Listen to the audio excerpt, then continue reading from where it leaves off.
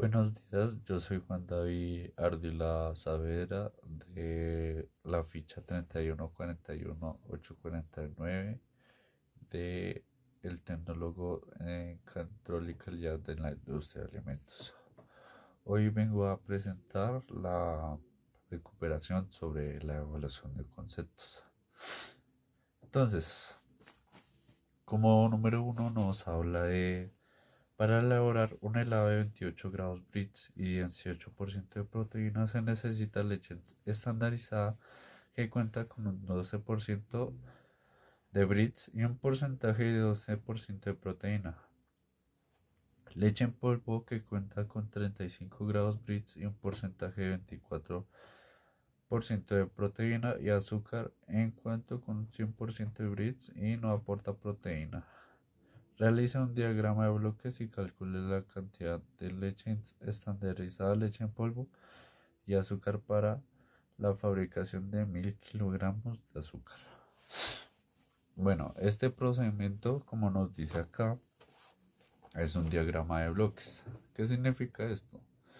Es donde, bueno, básicamente ponemos nuestros materiales, por así decirlos, y ponemos en bloques el proceso que se vaya a hacer y de salida del bloque es el resultado que nos da, por ejemplo, en este caso el helado.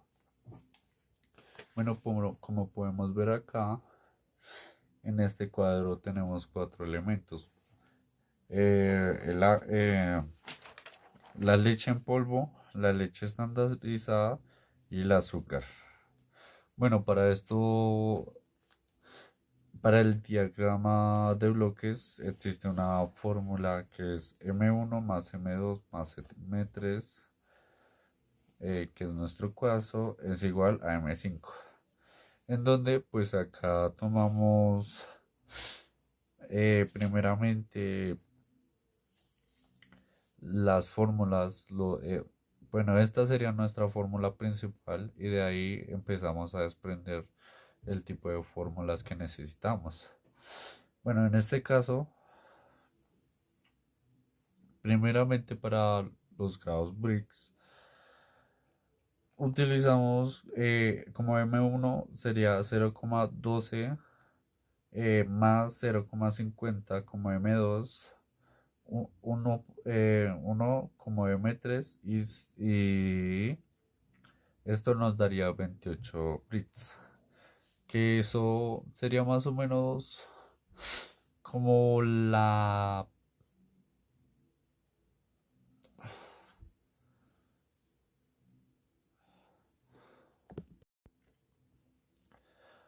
grados Brix son la unidad de medida de concentración de sólidos solubles dentro de, por ejemplo, un líquido, en donde en este caso tendríamos el azúcar, es la cantidad de, por así decirlo, pequeños granitos de azúcar que son solubles y es la cantidad de azúcar que hay dentro del líquido.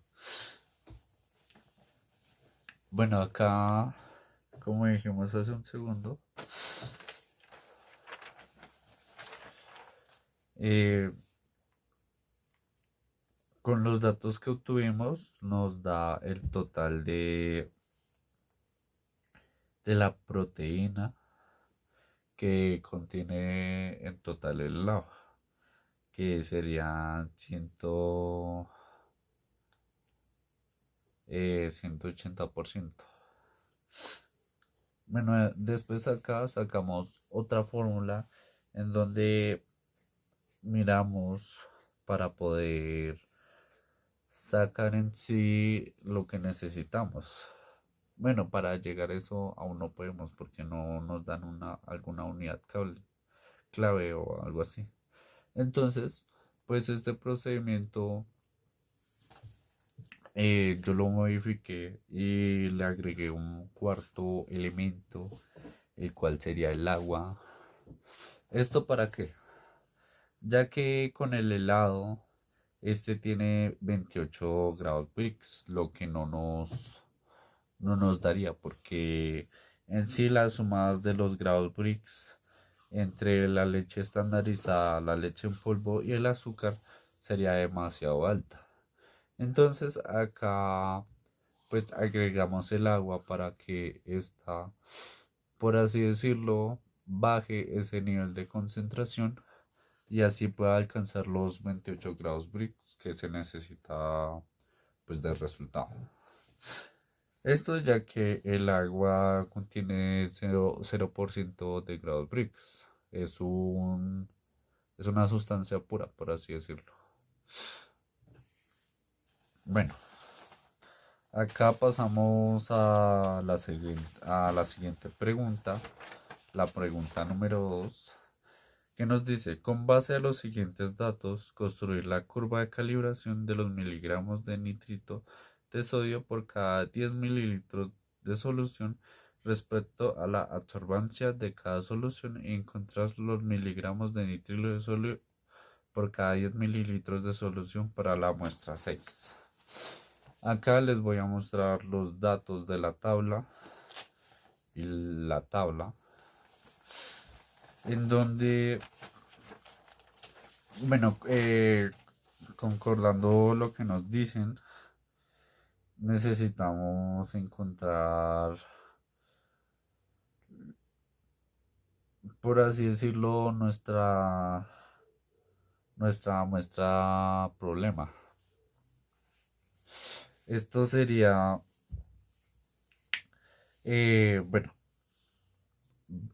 lo que yo hice fue siguiendo la siguiente fórmula, eh, la cual nos dio, con los datos, nos dio 0,2083 y de ahí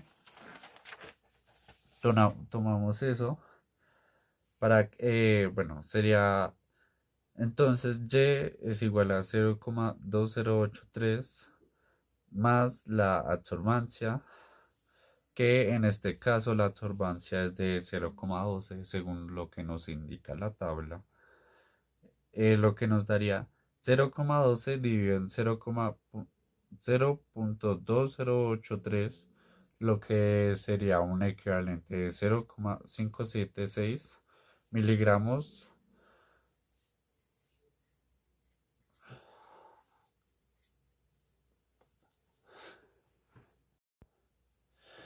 lo que sería 0,576 miligramos de nitrilo de sodio.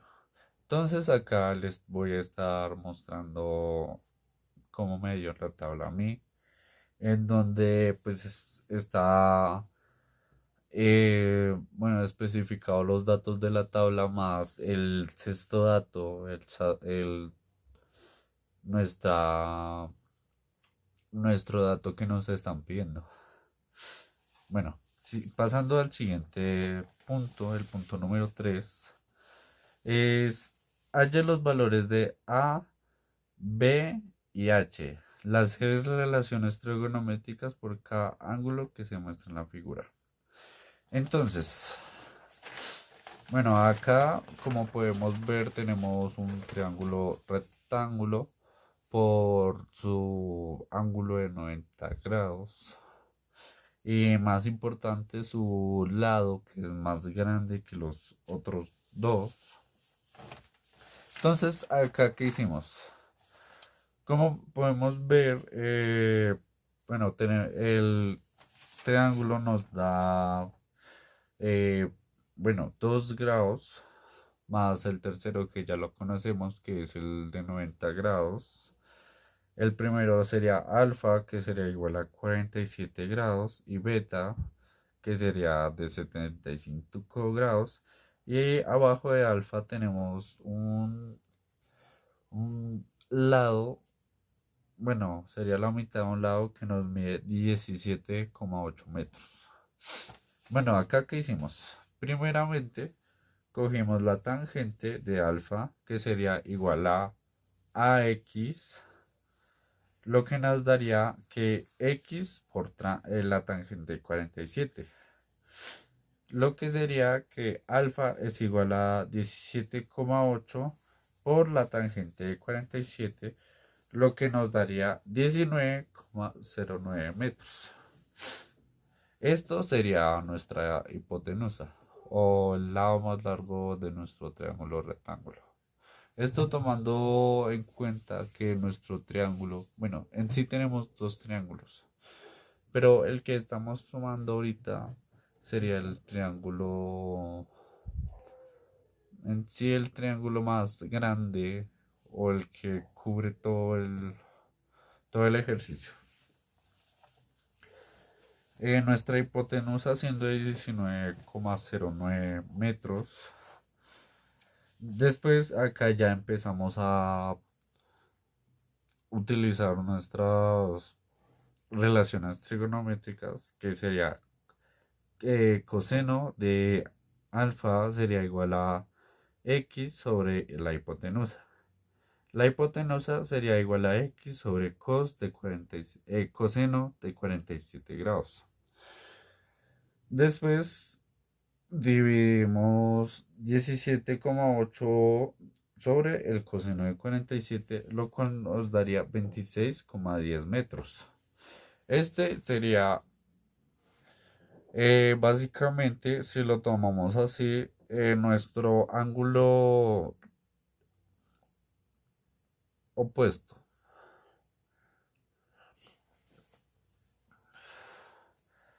¿Por qué? Porque este es el que está al contrario del ángulo. Si fuera el adyacente, estaría al lado del ángulo. Después de esto, tomamos el seno de beta, que será igual a b sobre la hipotenusa, lo que nos daría a 26,10 por seno de 75 grados, lo que nos da 25,22 metros, lo cual sería, eh, bueno, la hipotenusa, por así decirlo, de nuestro triángulo que está dentro de nuestro triángulo grande. Tomémoslo como que nuestro triángulo grande es A y nuestro triángulo chico es B. Este 25,22 metros sería parte del triángulo B, el chico, y esa sería su hipotenusa. Bueno, de acá ya empezamos a resolver sus razones trigonométricas, empezando por A, que sería, bueno, por alfa, por así decirlo, que son los 47 grados. Entonces, ¿qué hacemos acá? Eh, como ya sabemos, para hallar cada razón trigonométrica, esta tiene su fórmula.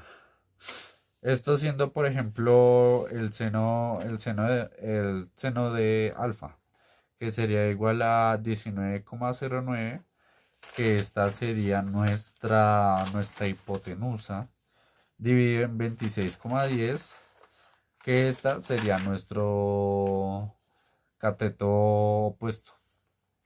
Esto se divide y nos daría un total de 0,731. Es 0,731, lo que sería nuestro seno de alfa. De acá seguimos con las demás, que les mostraré una tabla con las fórmulas de las razones trigonométricas. Después sigue coseno de alfa, que nos daría, que sería 17,8 dividido en 26,10, que sería igual a 0,688. La tangente de alfa sería igual a 19,0,9 dividido en 17,8, y que nos daría 1,072. Acá, como podemos ver, ya pasamos las primeras tres razones trigonométricas y pasaríamos a las siguientes tres. Y lo que pasa acá es que, por así decirlo, podríamos tomar lo que las fórmulas se invierten. O sea, por ejemplo, acá en el seno, en vez de ser hipotenusa dividido en cateto adyacente, el cateto opuesto, sería cateto opuesto dividido en hipotenusa. Sería así. Entonces, la cosecante sería 26,10 dividido en 19,09. Lo que nos daría un total de 1,367. La secante de alfa sería 26,10 dividido en 17,8, lo que nos daría un total de 1,466. Y la contagente de alfa sería 17,8 dividido en 19,09, lo que sería 0,932. Bueno, acá pasamos a las razones trigonométricas de beta, beta que es 75 grados. Entonces, bueno, voy a pasarlas un poquito más rápido, ya que sabemos todo lo anterior. Entonces, el seno de beta sería igual a 0,966. El coseno de beta sería igual a 0,682. La tangente de beta sería igual a 1,416. El cosecante de beta sería igual a 1,035. El secante igual a 1,466 y el cotangente sería igual a 0,706. Bueno, acá ya pasamos a nuestro cuarto punto. El que nos dice, explique en qué consiste la reacción de Maillard y de un ejemplo. Entonces, ¿qué es la reacción de Maillard? Acá podemos tomar como ejemplo, por ejemplo, en las panaderías cuando hacen el pan o, por ejemplo, cuando fritamos la carne asada o el café. Bueno, la reacción de Maillard es una reacción química entre azúcares, reductores y aminoácidos que ocurre al calentar elementos, genera el color marrón y sabor tostado en productos horneados o cocinados. Como dijimos hace un segundo, esto es gracias a que el calor, bueno, sí, el calor genera pues este cambio dentro de la estructura molecular de, por ejemplo, el pan, lo que le hace dar este tostado y ese, ese sabor tan característico, por ejemplo, en la carne. En la carne es súper evidente, ya que podemos tener una gran diferencia entre carne cruda y carne cocida. Bueno, yo creo que todos o todo el mundo hemos visto la carne cocinada. Esta pasa de un color rojizo brillante, o bueno, dependiendo de cuán fresca está, sigue teniendo, bueno, podríamos así decirlo, restos de sangre o, o no está apta para el consumo. En cambio, al aplicar esta reacción por el calor, cambia a un color café, con tintes dorados y también adquiere un sabor según la forma que la preparemos, pero adquiere un sabor diverso al que ya tiene al inicio. Bueno, acá pasamos al quinto punto que dice compuestos formados por carbono e hidrógeno en los cuales cuando menos uno de los hidrógenos han sido reemplazados por uno de los halógenos. Entonces, estos compuestos, los halogenuros de Aquilo, donde un hidrógeno ha sido reemplazado por un halógeno, que sería flúor, cloro, bromo y yodo. Por ejemplo, tenemos acá el cloromato no. El punto número 6 Compuestos insaturados que contienen en su estructura cuando menos un doble enlace de carbono.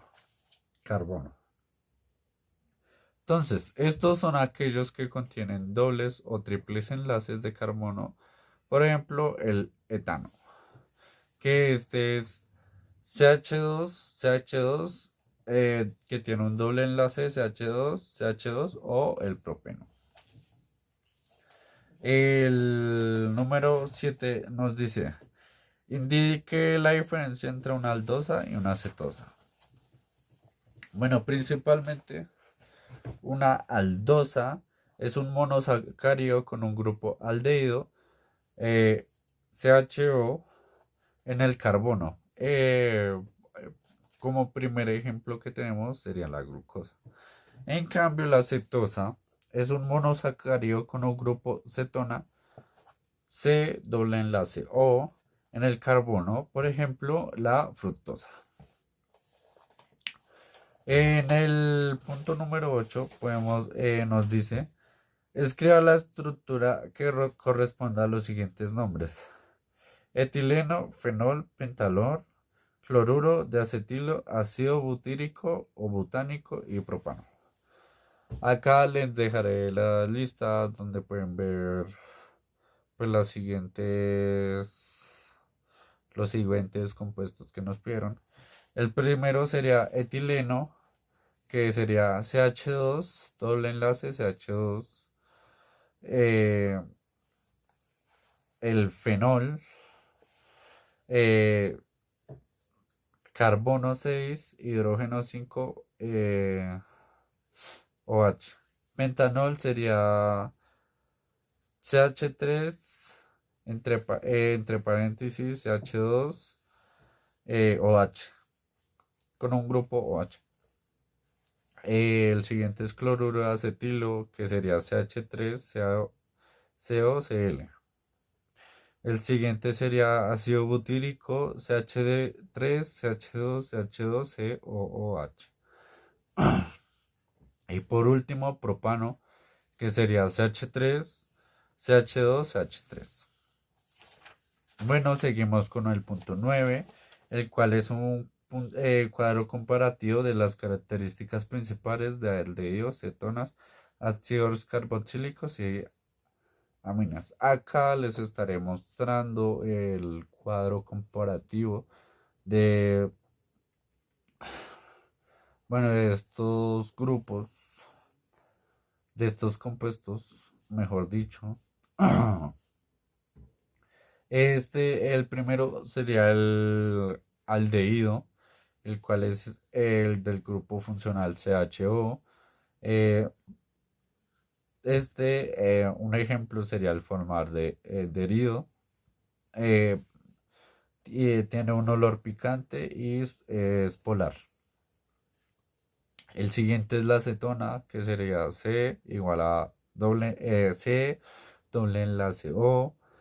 Un ejemplo sería la acetona. Este tiene un olor dulce y es polar. El siguiente sería el ácido carboxílico, el cual tiene un grupo funcional COOH. De ejemplo, el ácido acético, de olor es ácido y de polar es muy, muy polar. Y por último, la amina, la cual sería NH2, NHR, NHNR2. Un ejemplo sería la metilamina, de olor es amoniacal y es polar. En el 10.º punto nos dicen qué diferencia existe entre una amina primaria, una secundaria y terciaria. Bueno, una amina primaria tiene un grupo alquilo más dos hidrógenos, por ejemplo CH3NH2.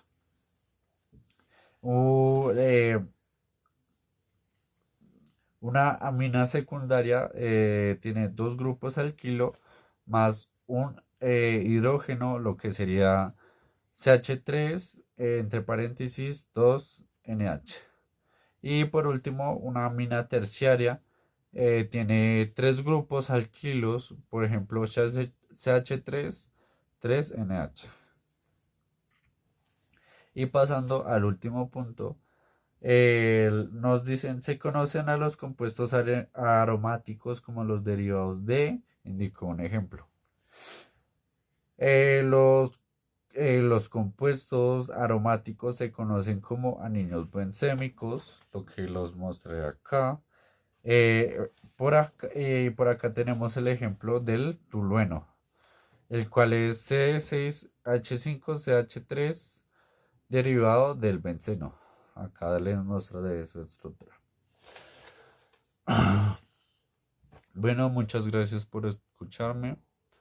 Y hasta acá llega el fin de la recuperación de la evaluación explicada con este video. Muchas gracias.